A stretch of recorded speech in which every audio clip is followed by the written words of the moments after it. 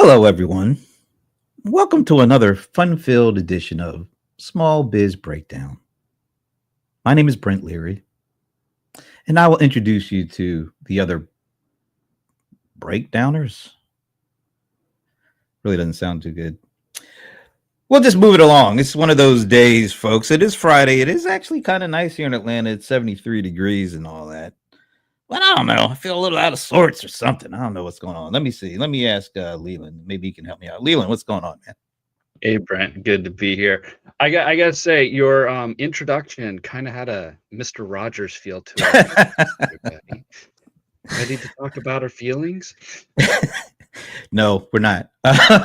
Anyway, we'll move on. Because once again, we are joined by somebody who is glad to say that they're from the heartland. Not throwing any shade or anything, anybody. But we have Pierre all the way from Gary, Indiana. Good morning. Good morning. Is it a really good morning? Are you just saying that, or? Well, I haven't broken because I'm a breakdowner. I should be able to break that down, but I haven't broken it down yet. So I will. Maybe a little too early in the day for the breakdown. So we'll just leave it there because we got to travel a little further east to the rock and roll heartland. I had to throw in heartland anyway, but it's magical, mystical Medina, and it is the one and only Madam Mic Dropper herself. There's so many M's in this, but luckily her name is Ivana Taylor. Hey, Ivana.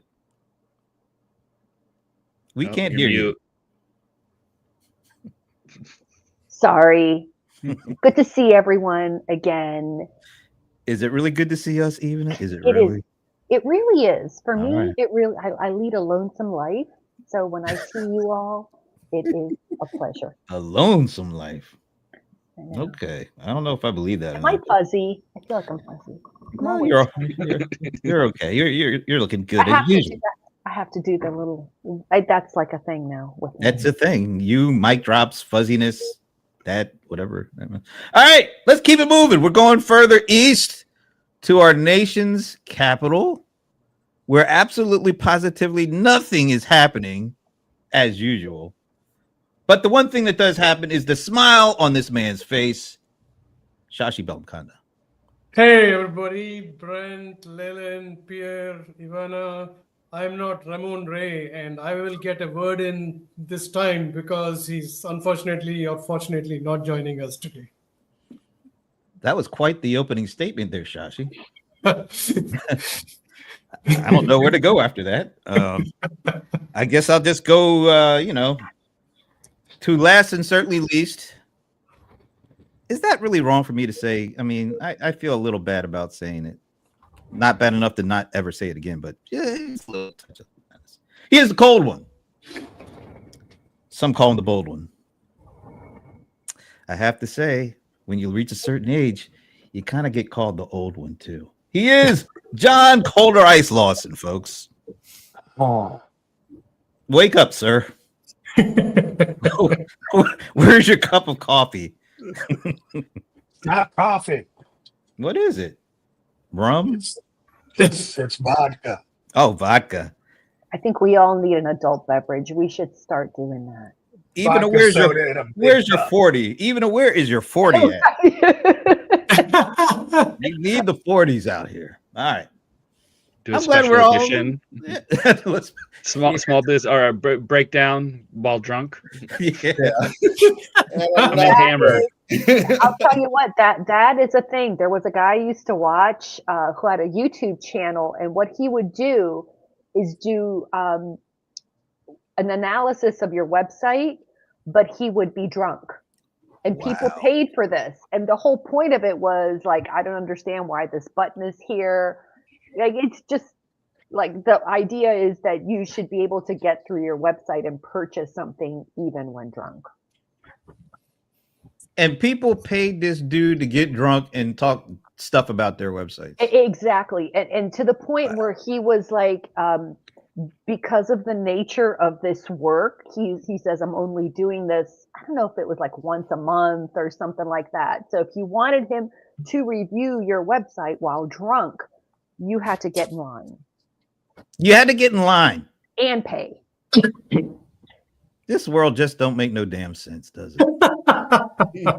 I mean, you know, I wish I had known about that line of work. Because there's a business out there for everybody. is there a degree, a corresponding course or something you could take to do that? Because I'd certainly see now. If he was coaching folks on that, I might actually sign up for that coaching. You know, other than that, no, I don't do the coaches. But drunk website, you know, help. Yeah, I'm up for that. Anyway, let's see. Anything happen this week? I don't know why I always laugh when I say that, because every week is the same. So I noticed, Leland, you put in there a link to, I think it was the New York Fed chief guy, not the chief, but the New York Fed, saying that he might be up for a little more interest rate decreases. You know, he might be good with that.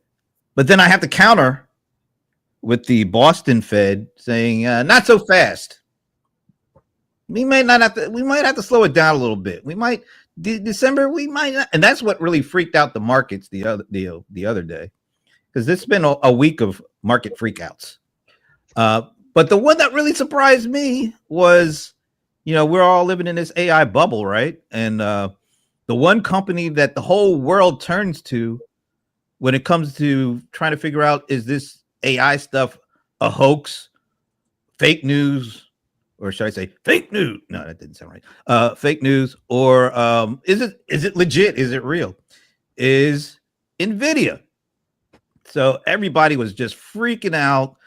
Markets going up and down all week long. Then what is it? Wednesday night after the bell, everybody was waiting with bated breath. Some of that bated breath was probably bad breath. Let's face it. It does happen sometimes. But when the numbers came out, everybody was like blown away. You couldn't even find anything bad that was in the not only the earnings report, but the call afterwards. Everything was going up after hours. Like, man, things are going crazy. Thursday morning they opened up, it was up like 500 or 600 points or something like that. And then right around noontime, I couldn't believe it, because I was feeling pretty good. I was like, oh, damn, this is really great. Then I think the news came out about the jobs report, and it was actually way better than expected. And then again, I was like, oh, man, this is great. Everything's going to keep going up. And then that Boston Fed person, I think her last name is Williams, she said, well, yeah, maybe we don't have to lower the interest rates right now. We're still kind of, and just like that, from 10:30 in the morning on Thursday, we went down 900 points by 12:30. 900 point drop in 2 hours. And we've kind of been dropping ever since, at least on NASDAQ. Last time I looked, NASDAQ was still down again. So anyway, when you have the best like AI company killing it, you would think that would alleviate some of the AI bubble fears, but apparently not, because then other fears of maybe we shouldn't lower interest rates, because if job market is growing that fast, maybe we shouldn't. But then again, I go to the market again and my food is costing me more, even more. What are we to do? Where are we to go with this? How do we know where we stand financially? And what does that make you guys feel like on this particular day at 12:11 East Coast time? Whoever wants to go. We have a 300 million versions of the economy. And what I mean by that is whatever you're feeling personally is your economy. the news is so confusing. Everybody, in fact, yesterday I was at a conference with Epicor where they were talking about building materials and everything. And the message from one of the speakers was start focusing on areas where the income levels are high, because those are the people who are spending, and the other areas they're not spending. And one of the things they said is, which I'm just repeating what the speaker said. Tax time come, people are going to get a bigger tax return because there's something in the bill that retrospectively, I'm not a tax consultant, please contact your financial advisor. But the whatever was in the bill will be retrospective for the whole year, meaning not when the bill was introduced. So which means that people are likely to spend whenever they get their returns. So the question was, how are you guys going to prepare for that? Canadian lumber not coming because they're not producing as much and not exporting much to the US. So it's like 6 different economies, I'm sure, on this call too. So that's my take.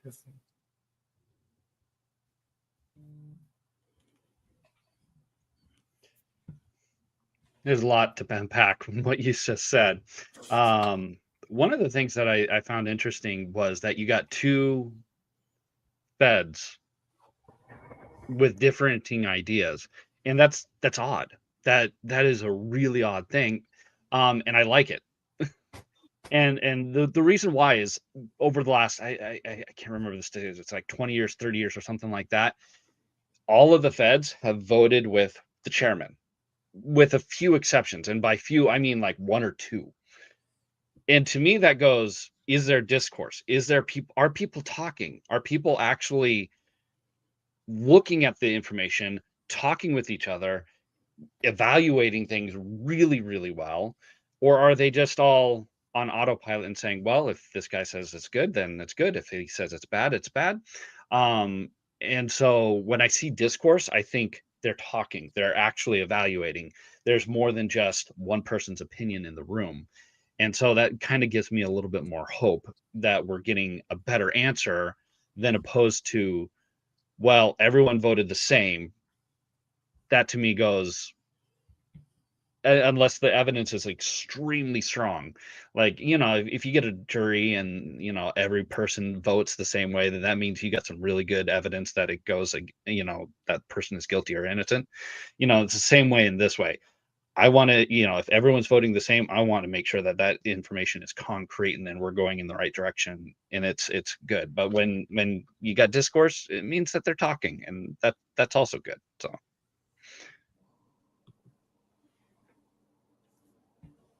So you're on the fence. I will tag John. He looks like he's got a lot to say on the subject. I have nothing to add here on this. I don't know. I don't really care. It doesn't change my life one iota. I don't know. This is like sports for some people. I'm not following the team. Yeah. Well, when you have a team like the Falcons that you follow, I totally Exactly. understand where You you're turn coming the TV off. from. It's like, just turn the TV off. Just like, who cares? So you're There's saying other that, things going on in the world. well, that are before we way get to more those other things, let's disgusting. ask Ivana where she's Yeah, before we start traversing the galaxy. So,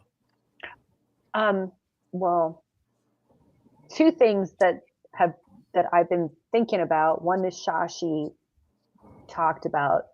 The other big thing I'm thinking about that does impact every small business owner and leads into the other thing is cash flow. Yeah. Cash flow is the most important thing. Given that, where do you go for cash flow?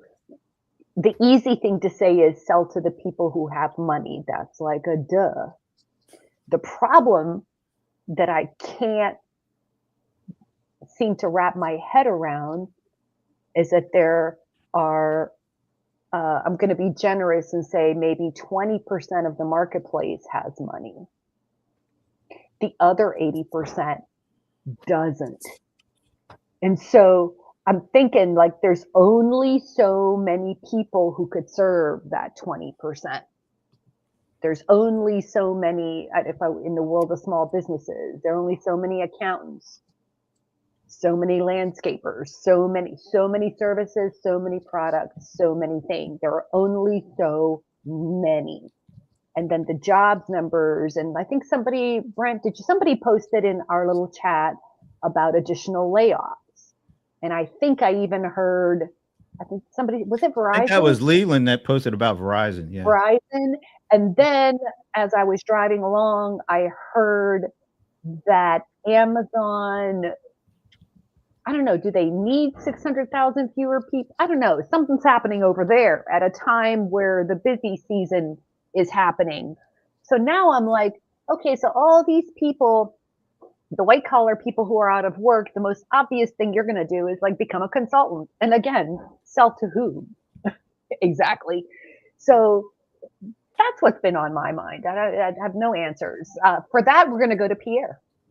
Ooh, what a nice segue. Go on. Okay. I'm going to build a little bit on what Ivana said and also what Leland brought up. I think it's, there may be some discourse going on because of the fact that we have an economy where we have different sectors acting weird, and not weird in a bad way, but sort of acting with certain things going on. They're reacting to the economy in a certain way. And it may be hard to get a big picture to decide, let's cut the interest rate by this much, or even raise the interest rate, let alone by how much. I think that part is the big challenge right now. I think I don't think it's just, at the same time, I'm curious on to Leland's point about Discord. I think that may be or discussion. There may be discussion going on, but it's what type of discussion that still needs to be hammered out a little bit. Which it just may be hard to see right now.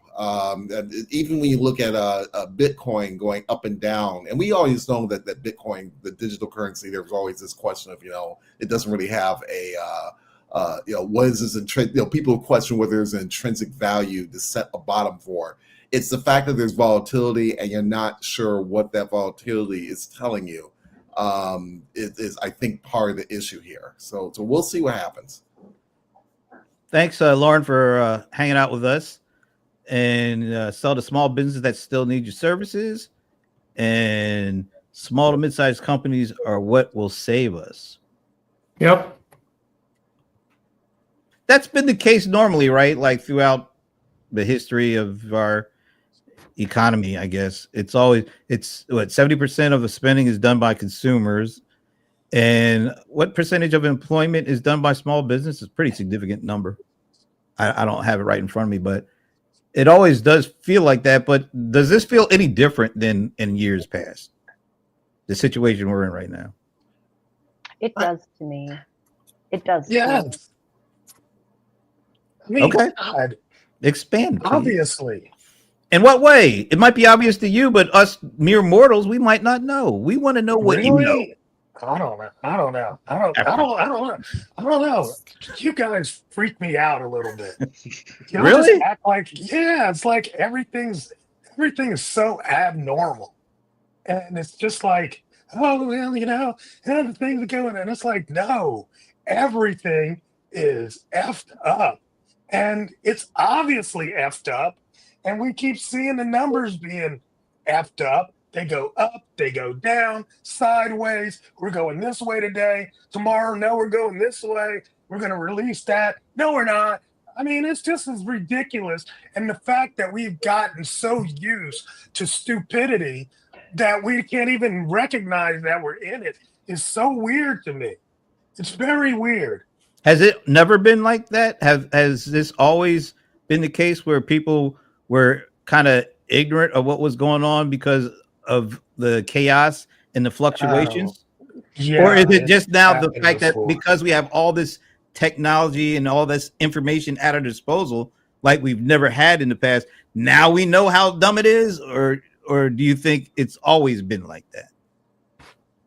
I think we are very, I think we're pulled left and right. It's like Literally, we are. every week you come and you ask us, well, how you feeling this week?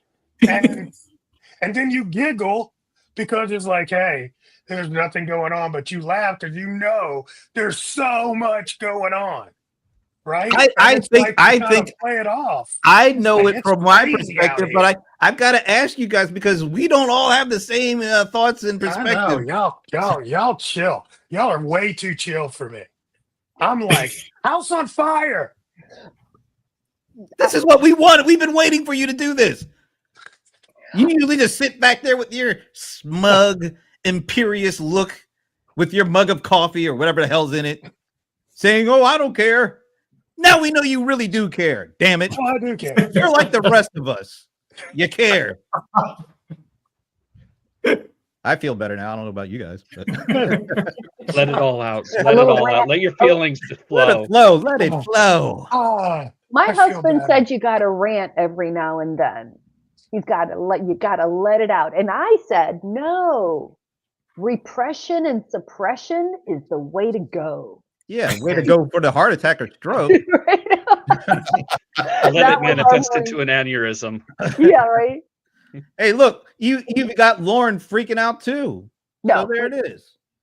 Good thing. We need to let it out every now and then. you asked the question. Did you ask the question? What's different? Yeah. What You asked the question. What's different? Why?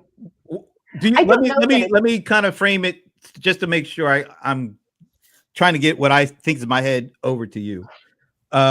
Because we have so much information at our disposal now than we've ever had before. And we even have these tools that help us analyze it. We never had this kind of stuff here. So are we reacting differently because the situations are different, or because the technology and the information that we have allows us to think in ways we never were able to before? Oh my God, I have so much meta. I have so much. I bought some of their So stuff. many thoughts. Yeah. So many thoughts, right? First and foremost, this is probably historically not very different from other things that we have experienced, like 1929. Who knows? Maybe even the tulip bubble. Who knows, right?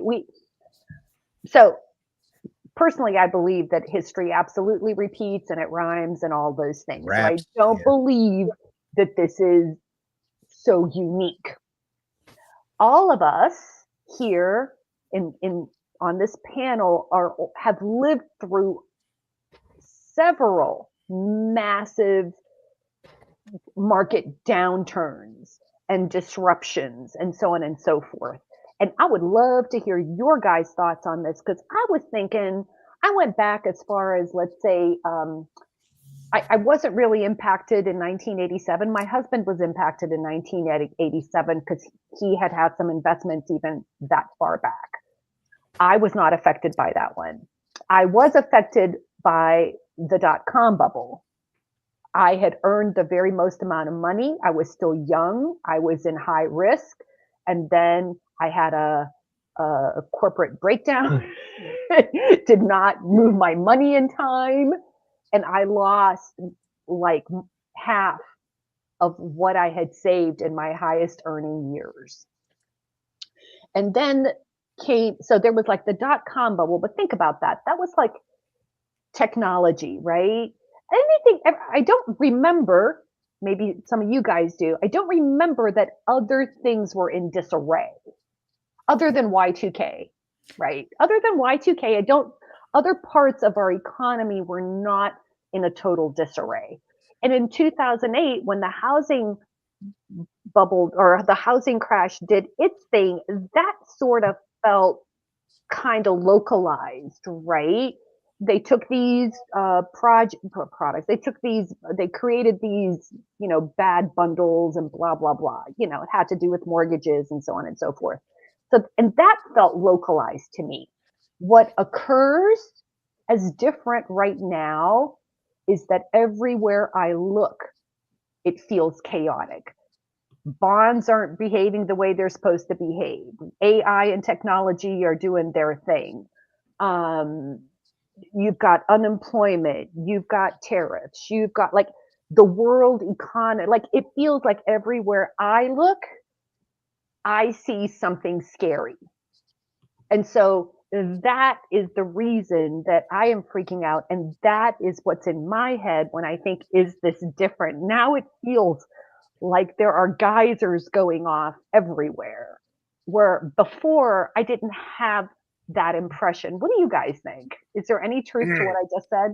I think of it a little differently. And I don't want to say not freaked out. Definitely want to say I would say concerned for long term, where I see things as where people are doing something short term that is I wouldn't call it short term that is okay, but not really like a great long term. Like let's take, for example, we talk about small business. Let's say that small to medium construction market is doing well, but their income may be coming from data centers where people are kind of pushing back on those. Yes, they may be building housing, but it's not really housing that's necessary. It might be housing for a large corporate entity rather than something that might be solving the housing problem. I think what's happening is that I think we're seeing things that are historic, but we're questioning, yes, this may be like the Hail Mary of of plays. The first time that, let's say, the NFL throwing all these Hail Marys, but everyone knows that if you're a quarterback, it's a mixture of plays that wins you the game, basically. And I think what we're seeing is all these these certain types of plays that look okay. Yes, it looks like football. Yes, there are people catching the ball and moving forward, but you don't get a feel that it's moving forward for something strategic. I think even for Bitcoin, that's a terrific example of there's all this volatility, but no one can really name off why except for their speculation of it, of why. There was something I was reading that was talking about the 4-year pattern, that 4 years is supposed to be volatility. Well, that's not how forecasts really are supposed to be. And it doesn't mean you get to this particular period and bam, automatically there should be something happening. I just think we have a hard time figuring out from a strategic standpoint what these things mean, and I think that's where I think internally we feel that in terms of a panic or something that we should be, this is something there's something we need to be dealing with, basically. So that's my 2 cents. Yeah, this is good. And shout out to Lauren because she is blowing up the comments. One thing I wanted to touch on and see if you agree with Lauren. We are reacting to all this stuff because people are scared of technology instead of embracing it. Traditionally we do, when new technology comes out, we're at least on the consumer side, enterprise, there's some layers that go into that, but we are the ones that are the first to embrace it and use it. It's like, you think about mobile phones and all the different things that people were doing with it that Steve Jobs didn't even know, wasn't even thinking about. But it was because consumers embrace and try to do all these things. Are we at a point where the AI is more being afraid of it versus really boldly going out and using it? Now, I'm talking to you guys who are all inside the bubble. But but I don't find that AI is something people are afraid of. I mean, if you look at the numbers, this was the fastest moving technology acceptance of any technology. So I don't see that necessarily. People are not afraid of it. They use it. They don't know what it's going to do or where it's go. But I don't see people like, man, I don't touch that stuff.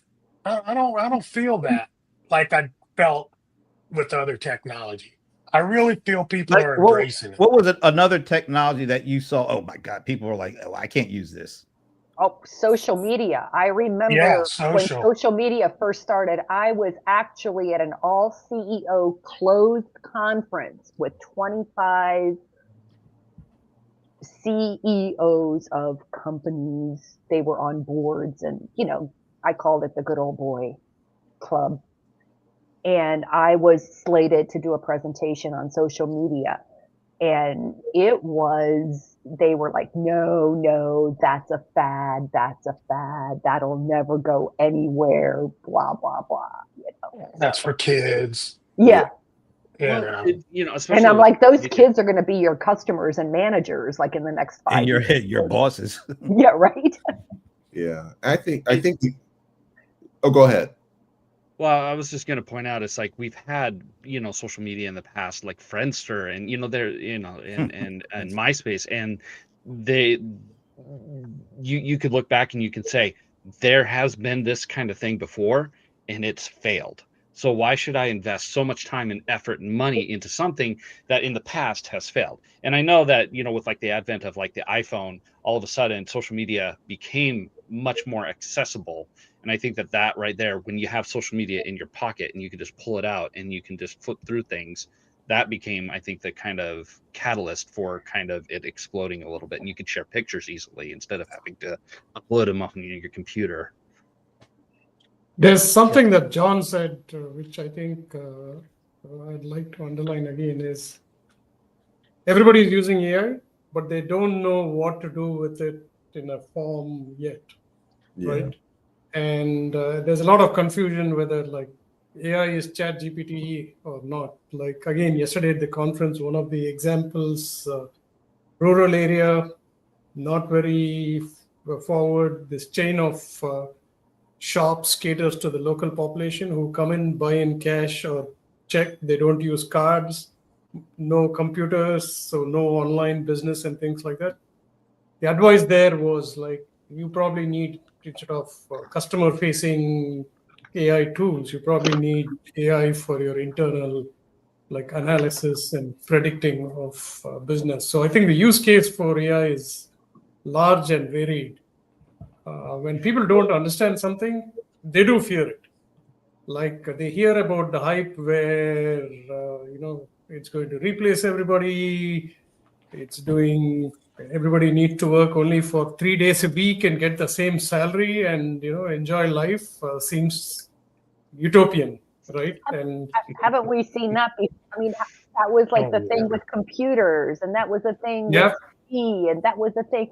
That's what I'm saying. All of us are old enough to remember. And I think what's interesting is demographics are interesting in that people are living longer. So now we have demographically a larger population of people who have lived through a lot. And I've heard people, and you know, this sell-off is actually technological. It's algorithmic, right? Because people have like automations in place. It says if the market does this, and then there's going to be this like sell-off, like really, really quickly. And so I think in some ways there have been comments about people not overreacting to things. And I think it's because there's a lot of us that are old enough and are like, you know, everybody chill.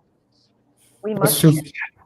I wanted to comment on Lauren's comment. Our phones are already using AI. People just don't know. Something happened this morning. I posted a photo of a rose that is the only surviving rose in my garden. And I posted it on LinkedIn and said, AI was not used in this. Then I said, wait a minute. My Google Pixel has AI on the edge. So for focusing, it does use AI. So I said, like, except for the phone.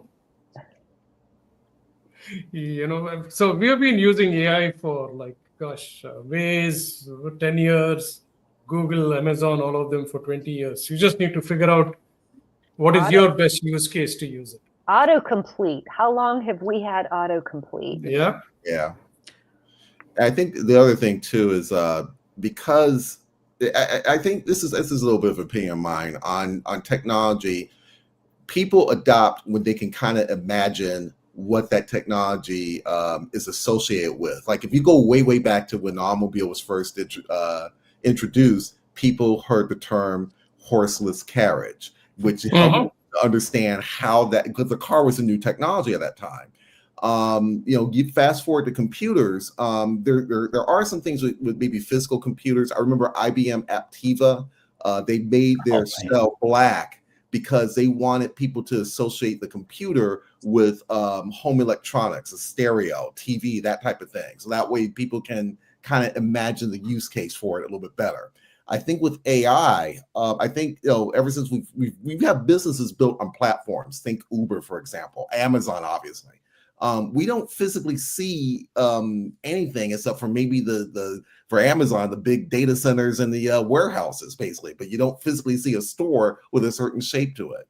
I think for AI, the big challenge is that there's a benefit, but it's statistical. It's more it's in the cloud, so there's it's what the person experienced. And I think that's a tougher. I'm not saying that makes it easier for people, but I think at a certain level it makes it tougher sometimes to from a branding standpoint to kind of give people the what is it that this thing does in a simple manner, so that even the lay person can kind of get the idea. If I said Corvette, a person who anyone can understand that's a sports car. They don't need to know that there's a 5.5 liter V8 underneath the hood.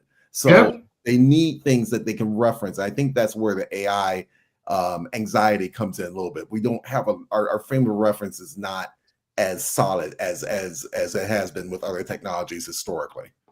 See, when I look at Gen X, Z versus the two, the way people use it is completely different, But like Gen Z, they don't look at it is a personal tool that they use in their personal lives all the time.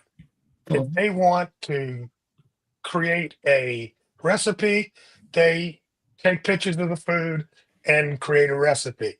If they are doing their workout for the week, AI is writing the workout for them. If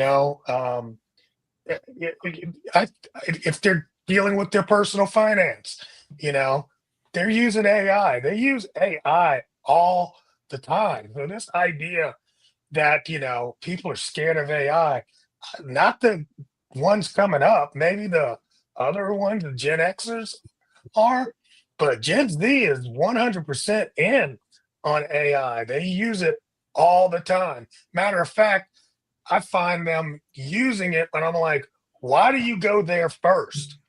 Yeah. It's like that's their go-to at this point.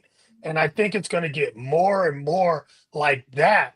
And the approach is not going to be, top down. We're not waiting on some, AI gods to come and give us this playbook on how to use, just like we did with, uh,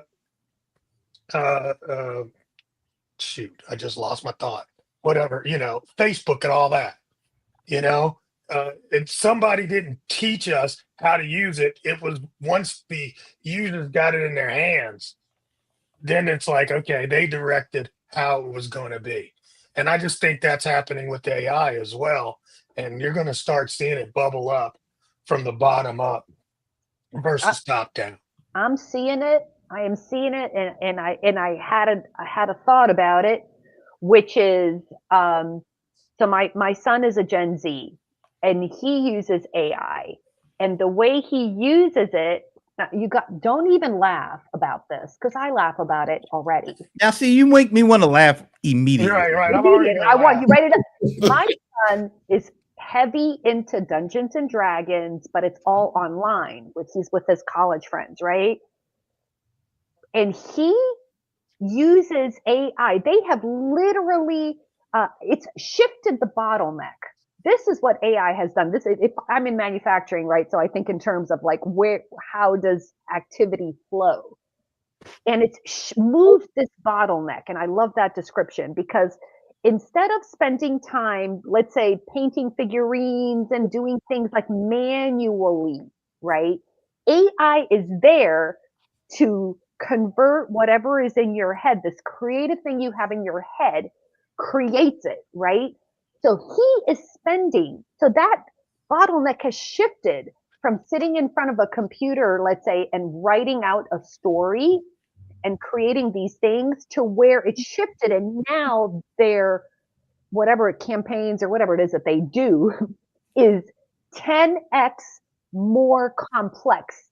They are creating Game of Thrones like character growth and intersection and what if scenarios.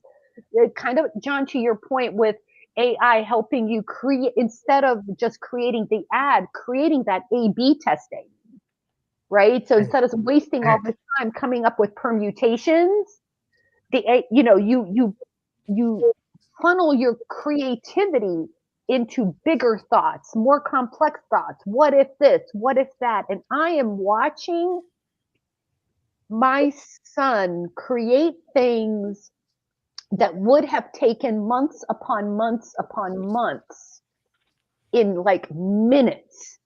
And yet still spending hours and hours and hours on this thing, but it's not on the menial activity.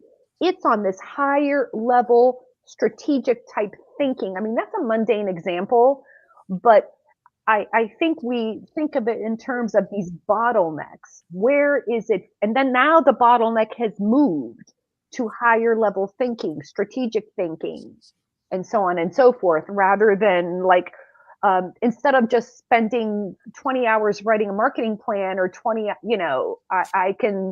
writing the marketing plan is not the thing. It's coming up with that strategy that's going to work. It's coming up with the mix of tactics that are going to work and convert. And if that doesn't work, how quickly can we shift into something else? So I think it's really exciting, to your point, John, about what the generations are doing. And Lauren, if you've got some thoughts or experiences, I'd love to hear them.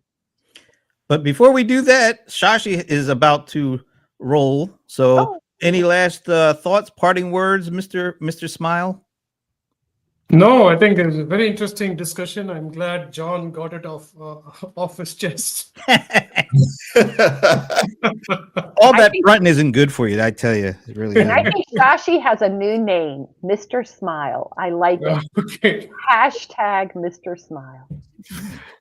Yeah, actually, one last thought that I heard yesterday was a lot of businesses are recruiting people from fast food places because whoever can perform well under pressure, smiling despite like having a big team and everything else. Nice. So there are examples of how these businesses had, hey, we went and recruited this person for customer success because we already know they're doing a good job.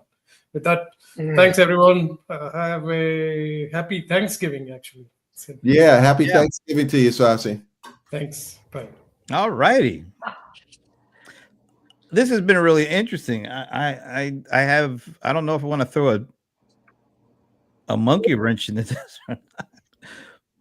But that's kind of what I do. So what the hell, you know? Coming on the heels of all that's going on and the incessant, and I guess I'm more keyed into this than the average person, just the incessant discussion around, are we in an AI bubble? Is it about the burst? Are we going to make it through? I do a show called CRM Players on Thursdays, and we have a monthly segment with a gentleman by the name of Dr. Michael Wu, who has been our go-to AI person since like the past 18 years. So well before everybody got on board with the AI stuff and all that. This guy, has his PhD in that area. And so we did a show, we call it Taking the Lid Off of AI segment, because he wears a really cool Kango hat. So that's why.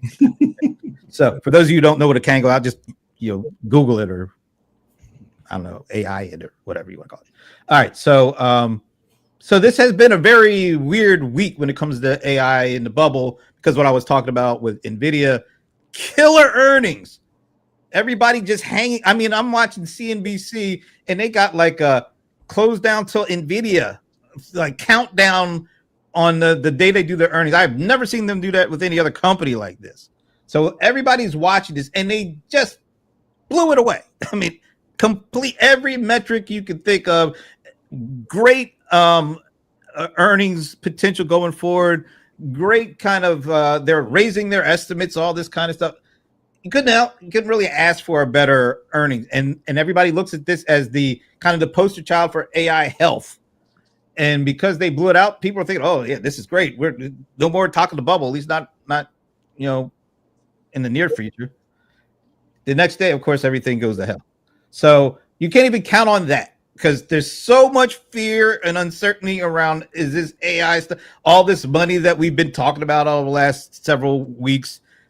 You know, is it going to fall in? Are we going to lose all our money? Are these companies not going to be able to pay for all this stuff? Do they even have the cash? As even had talked about, you know, cash on hand. One company got killed because they were saying they're going to buy all this stuff, but they have to debt finance their stock, get crazy. But the overall market just went to hell, even with this beacon of AI goodness. I don't know where I came up with that. As I see John's eyes immediately shoot up, you know, like, what is this guy talking about? But anyway, I say all that because this conversation I had yesterday, we had yesterday with Michael Will, he actually explained it in a way I didn't think you could possibly explain this stuff. And we went back to World War II when Ford was called on by the government to make tanks and use their manufacturing might to help the war effort. And he basically said, look, we're in an AI arms race. It's kind of similar to the atomic bomb race in the 1940s during World War II. And at that time, the only thing that mattered was being first to get this technology and to be able to use it for, as we would say, for good, versus the Germans getting that technology and using it for what. So he's like, hey, look, there's all sorts of stuff that's going to be wrong with this AI stuff.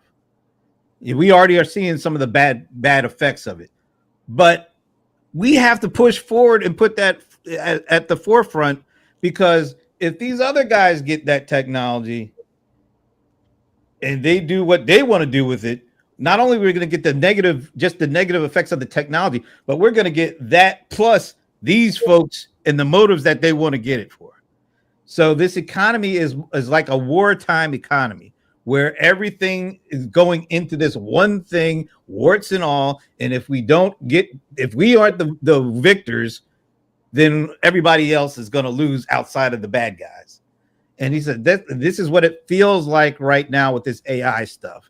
Nothing else matters. This money is flowing all around, you know, because everybody's trying to get their lead position. They don't care about the people that are getting laid off. They don't care about other stuff. They don't really care about the overall economy. We need to do what we need to do now just so that we win this big war. And once we win the war, then we can go back and look at how we can improve things. I never thought about this, but do you think, are we in the same kind of position now? We're not going to get bombs dropped, at least we hope we're not going to get bombs dropped from this AI war arms race. But does it feel like we're in that kind of economy versus the traditional economy where we look at all these sectors and we look at all of the metrics and we try to kind of balance everything out? Or does it feel like everything is being driven by getting the lead in AI? Because you look at the S&P 500, the top 10 companies, 8 of the top 8 companies are all around this stuff. I don't think I think it's urgent, but I don't think the war analogy is a good one in some ways. The biggest problem is that when you go back and look, if you go back to World War II, we didn't have cars produced. I think it was 45, 46, and 47, if I remember the years correctly, because all the automakers were you know, everyone was geared around trying to get the U.S. tanks, planes, tanks and planes. But we had a catastrophic event with Pearl Harbor. That narrative is very simple to get the average person around. You can get someone motivated to be a Rosie Riveter if you know that, yeah, if I halfway pay attention to the newspapers at that time. Yes, I know Hawaii was bombed. Yes, the United States government was up in arms, and we declared war. We went off to war. Those sort of things are a little simpler. AI, going back to my earlier point about being nebulous and kind of being, you know, there's a cloud nature to it. I think the people who are speaking out for this understand the urgency, which I think that's understandable.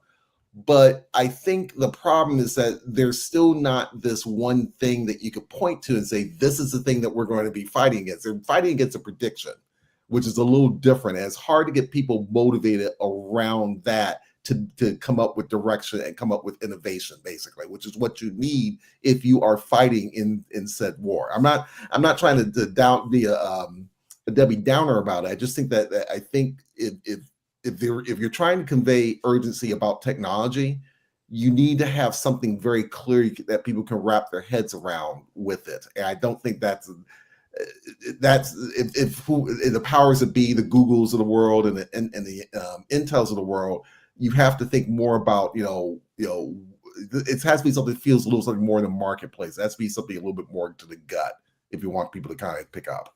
That's just my 2 cents. I would say an equivalent to this would be more about like the arms race when it comes to like operating systems. We have Microsoft, we have Linux, we have Apple, and that's used worldwide. And so US holds the market when it comes to operating systems. And I kind of see that as an equivalent. And so we have these companies racing to become the AI leader, and whoever comes out on top, that country is then going to greatly benefit from it, because inevitably people gravitate towards one option. It's like we had message boards all over the place when it came to the internet, and now it's Reddit. So I believe that's what companies are looking for. They inevitably know that, yes, we have hundreds of AI options out there right now, but inevitably one company or 2 companies or 3 companies are going to come out on top, and they want to be that. They want their country to be that. So yes, the US is going to be investing in that, because inevitably one's going to come out on top, and you want your country to be on top, because then if it's China or if it's something, then there's that fear of security or something like that. All that information is going to another country. That's kind of how I see it. And then of course, companies want to be the one on top because they want to be the one making money. Oh, that's how I see it. Yeah, I kind of, because if you look at what's going on right now with, let's say, OpenAI, Anthropic, and Google, right? Let's make them China, US, and somebody else. Every time one comes out, the next one's sitting in the background trying to one up. I don't know if there's like a winner take all kind of thing for AI. I don't know, or how do you win in this game? I don't know. It's kind of weird. How do you win? I think there's going to be innovation game, John. Who You say wins? what? Who wins the innovation game? What are the characteristics of an organization of any kind? Like, what attributes do they have to win? It's rock, paper, scissors. You think it is? I do feel like if you look, man, because I'd be following certain things like rabbit hole stuff, but like what's going on with robotics, and we have talked about the dark, warehouses in China. What they're doing with the robot thing is like, it's crazy. I mean, we're talking about AI, yeah, but having it inside of bots, I think they're winning on that level right now. I don't know what we're doing. I know we've got some stuff that's coming up, but it doesn't seem like it's ready. Right. It doesn't seem like it's online and ready to go. I'm in the heartland of manufacturing, people, and I can tell you. And I have to send you guys some links to stuff that is actually going on with robotics, with companies teaming up, American companies teaming up to put agentic AI into robots. Might not be as far along as China, but it's not like there isn't anything going on. Oh no, I'm not saying there's a lot going on. But if you know what's going on in China, they're like taking orders. It's mainline. They're about to deliver. Yeah, it's mainstream in their everyday life. And I'm going to say something very unpopular. Oh, good. I'm going to say something really unpopular. And, based on what I learned from, if we were to treat, we as a country are currently not well positioned to win this thing. We just aren't. All right, so you got to tell us why you're saying that. Well, think of it. Imagine if we were a corporation, right? We are corporate. To answer my own question that I asked John, what is a successful corporation? The corporations that are the most profitable, that are their most successful, have a great leadership team, right? That's all on the same page. They have a long-term vision. They're communicating that long-term vision and that mission to their organization. So who talked about Pearl Harbor? I think it was Pierre, right? Yep. The mission, vision, and commitment of an entire group of people. This is how we got into space. So the things that made us successful in the past, I do not see them. I do not see the artifacts of that in front of my eyes. Can I tell you? Could I share one? I think is. Oh, I'd love to hear that because I'm like feeling like because when you talk about Pearl Harbor and then you talk about the space mission, that was driven by fear of falling behind your enemy. Yeah. So when okay. I'm not saying it's a good or a bad. I'm just saying and I think there's a lot of fear in that when it comes to this AI arms race. But I don't feel the cultural mainstream drive. I don't think it's cultural. I don't think it's hit the mainstream. I think it's hit the mainstream rich people and the companies that have the most at stake, because that's the biggest difference between what I just talked about with World War II and the space race. Those were galvanizing happenings that hit everybody. AI is not hitting everybody. And AI at that time. Remember, we did a couple of months ago that techno capitalism kind of discussion with Sammy. Sam Altman. I just like calling him Sammy for some reason. I don't know. Sam Altman was basically pinning his tech bros Bill of Rights, like his amendments to the Constitution that were specifically for the tech bros. There ain't that many tech bros, so it's not ever going to be down to the level of like, man, not that I was there. I think, John, maybe you could tell us when that space race really got did you feel it? I mean, people like when it was Yuri Gagarin was the first guy to be shot into space, and he was a Russian dude. That's where this NASA stuff really started. They were afraid of the Russians getting into space and doing whatever the hell they might do before we could. And so that kicked off the series of events that led to Apollo 11. There's no equivalent for regular guys in AI. So I agree with you on that. But these few people have all the resources at their disposal to do whatever they think it takes for them to be on in the winner's circle. And we're the ones that's going to feel all of that. But to be in the winner's circle, you've got to have it. Hey, John, you've been to China. I have not been to China. I do not know, right? All I know is like what I see, like videos, and I see like people walking the streets of China and showing like, like everyday life, like how they change out their electric car batteries in 5 minutes. You pull into this thing to, like it appears to be mainstream where people are behind it, and tech bros need people to implement their vision.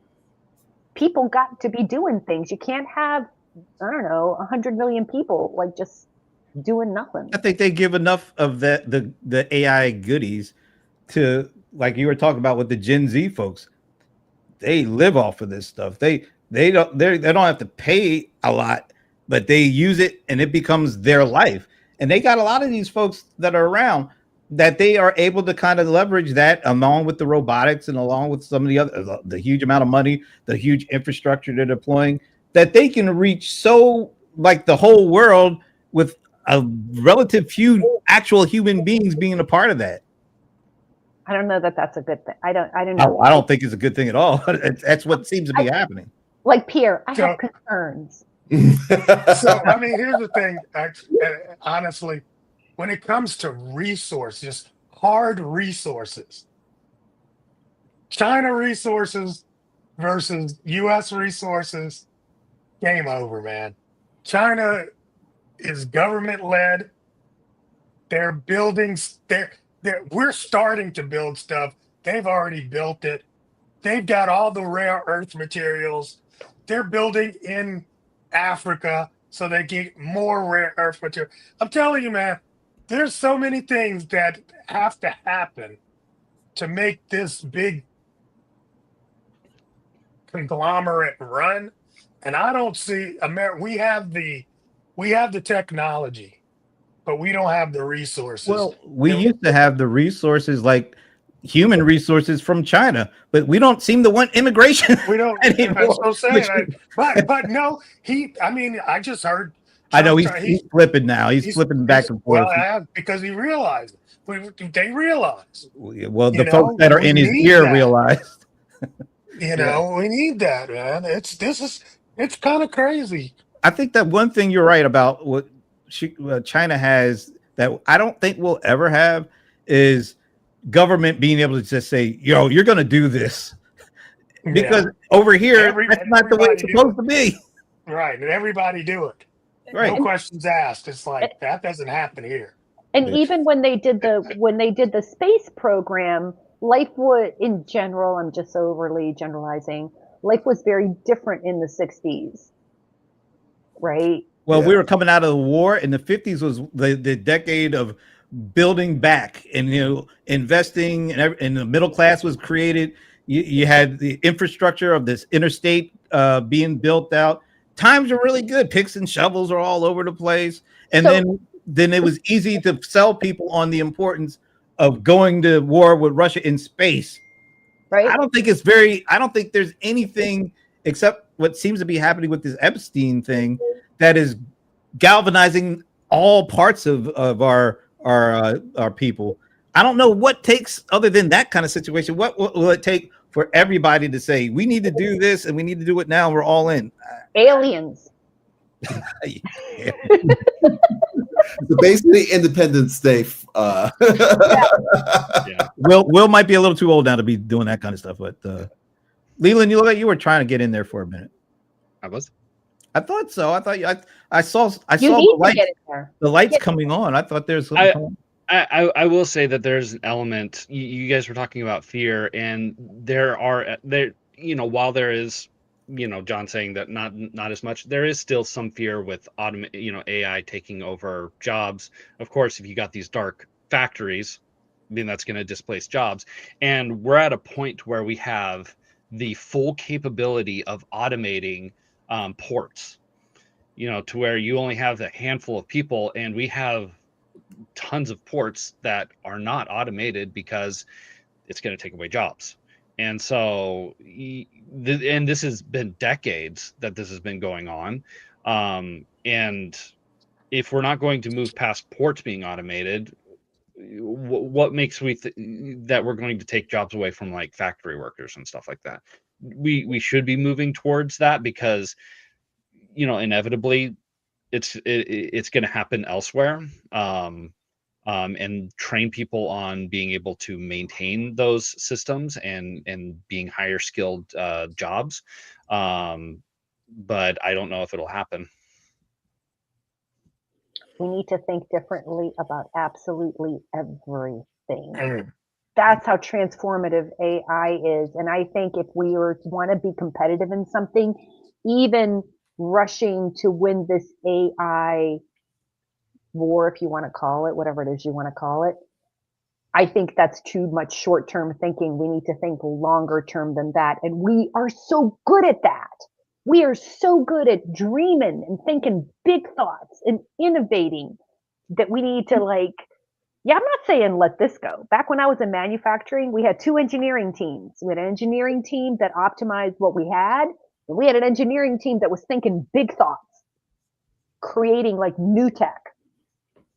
And I don't see us doing that. It'd be pretty exciting if we did. All right, we're a little past the top of the hour, so I guess we better call it a week. So any last thoughts from anyone before we head out? Don't forget to take out your turkey out of the freezer. Smart. I just ate mine, so I pass. If you're bringing mac and cheese to your Thanksgiving gathering, make sure it's excellent. Yeah, you will get talked about if it is. No raisins in the mac and cheese. That's an abomination. Who does that? Do you do that, John? That can be saved for another time. Yeah, we don't get us started on that. I mean, geez. Didn't try it out at the barbecue back in June, July. It's too late. Wait till next year. Oh, hell no. And on that note, kind of left a little sour taste in my mouth, actually. We definitely hope you all have a great Thanksgiving weekend. Watch a lot of football, eat a lot of food, and you'll be right there with me on the couch doing all that stuff too. So, all right, have a great week. Talk to you. Are we taking off next Friday since it's holiday weekend or what? Black Friday. Oh, you want to? I didn't know if you wanted to redo like what we did last year and just start talking about deals or not. That's actually pretty cool if you guys are up for it. I mean, that's totally up to you guys. I'm around. I think I'm around. I should be around. Maybe around. We'll see. Okay. Yeah, we'll see. Yeah, We'll let you know if we'll be around. Yes. In the meantime, take care. Hopefully, maybe see you next week. Happy Thanksgiving.